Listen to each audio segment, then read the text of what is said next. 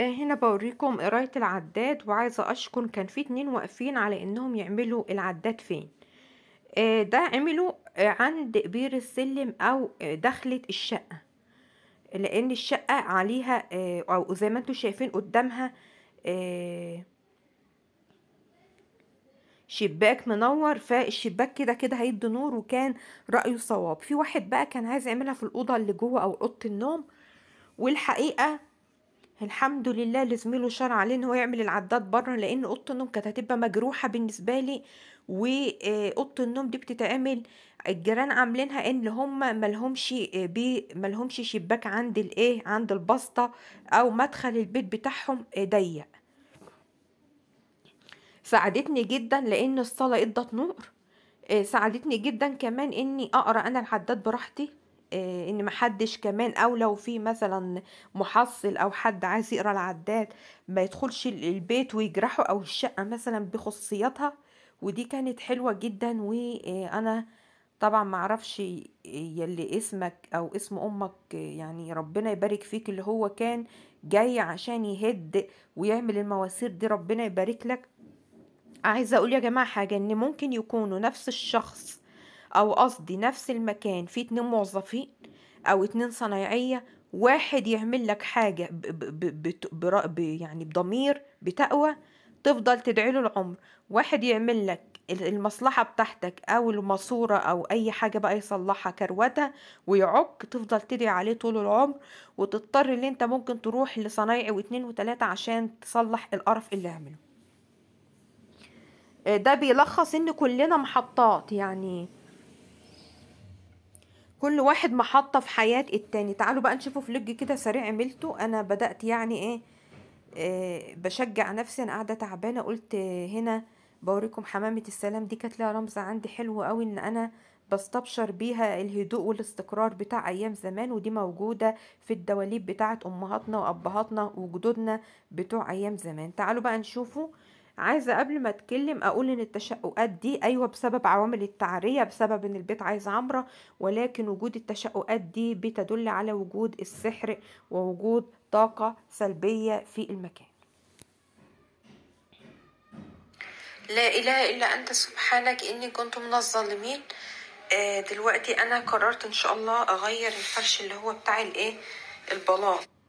هي أنا مكسلة أعملها، ولكن قلت أصور الكرسي، أصور فلوج عشان أتشجع. بصوا بقى، صراحة أحسن مكان إن أنا أشيل فيه سواء بقى المشايات أو الكليم، أو تحت زي ما انتوا شايفين كده، تحت الكنبة أو المرتبة، ما خدتش أي مكان خالص يعني. دي شوية كده فروشات أو برضك ركنة هنا عشان ما فهملهاش مكان اهي.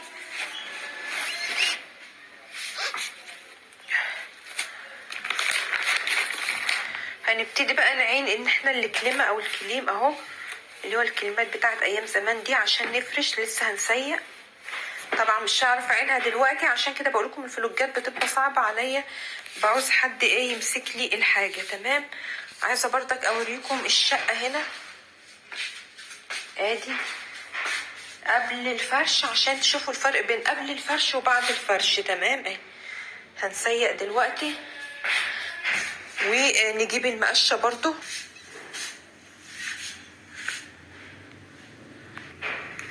ادي المقشة بتاعتنا، هنكنس الاول وبعدين هنسيق. تمام. انا كنت كانسة يعني الصوت خفيف كده برضو. نعين هنكنس ونسيق، لسه الموضوع عايز جولة طويلة يعني. تمام. ندخل بقى على الأوضة التانية اهي، بردك البلاط لسه هنسيق ونكنس اهي.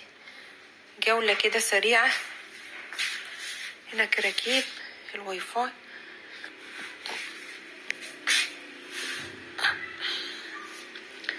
انا بالنسبة لي كنت الدولاب بتاع ماما الله يرحمها عليها حمامة السلام، فكنت بقول ان انا ان شاء الله هعيش في سلام.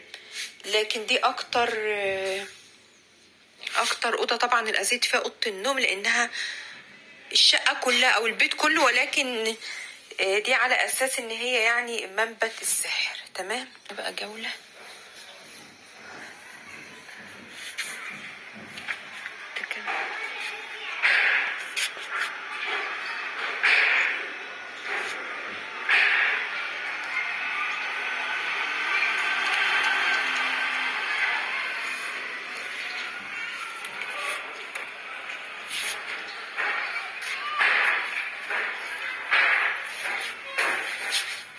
طبعا انا محضره حته اسيق بيها. تمام. لسه بقى الموضوع عايز جوله طويله، مش هعرف اكنس ولا اسيق قدامكم، ولكن اوعدكم ان شاء الله اوريكم الشكل النهائي. بصوا، انا اكره حاجه بكرهها في الدنيا التراب. هنا بس كانت صوره كده بقول ان يعني شايفين الجيران سايبين الشارع كله حاطين الزباله هنا، ولو اتكلمنا ده كاني ده ماني ولا بتكلم ولا بعمل. التقطت بعض الصور، ايه الكرسي مفيش احسن منها. وردة في الصالة، وردة جميلة اهي. بعض الصور كده. تعالوا بقى نشوفوا بقية الفلوج مع بعض. بصوا يا جماعة، بسم الله الرحمن الرحيم. ادي الكليم نمبر 1 اهو. تمام. نحط صورة كده، وفردنا اللحاف او الحرام، مش عارفة اسمه ايه. تمام. هنا مسحنا التراب، خايفة امسح التراب اللي عند الايه الرويتر، لان الراجل محذرني اللي انا المسه، انا بخاف اتعامل معاه. هنا بقى بسم الله حطينا مفرش، ومحضره القرايه بتاعه الايه الغاز، بتاعه الغاز، لانه قرب الحدود دي يعني. تمام كده اهي. هنا بقى قررنا اللي انا اسيب الايه الحصيره بغسلها اما النوى دي تروح اهو. وده صراحه انا الفلوجات دي بتخلي الواحد نشط شويه، يعني يستعمل نفسه. انا قاعده تعبانه ومكسله، كل ما اقول بكره بعده بكره بعده، بس الحمد لله اهي. يعني طبعا سيئت وكنست الحاجات دي، مش عارفه اعملها في التليفون، لاني التليفون اتزحلق مني كذا مره. انا فعلا كنت بسيق قبل كده ومسكت التليفون، وكانت ايدي طبعا سيقت باومو وصابون والكلام اللي انتوا عارفينه ده كله وكلور، فايدي خانتني، وكان التليفون الشاشه ربنا ستر، فمرضتش اجربها تاني يعني. الفلوج طبعا كلنا بنكنس ونسيق وكده، ولكن انا بحب اسيبها ذكرى زي كل سنة تبقى في القناة، ان انا يعني سواء بقى بغير الهدوم من الشتوي للصيفي او الصيفي او الشتوي، كل سنة وانتم طيبين، او بنعمل الفلوجات بتاعة التسييق او الحاجات الفروشات الحصيرة، مثلا فرش الصيفي وفروشات الشتاء.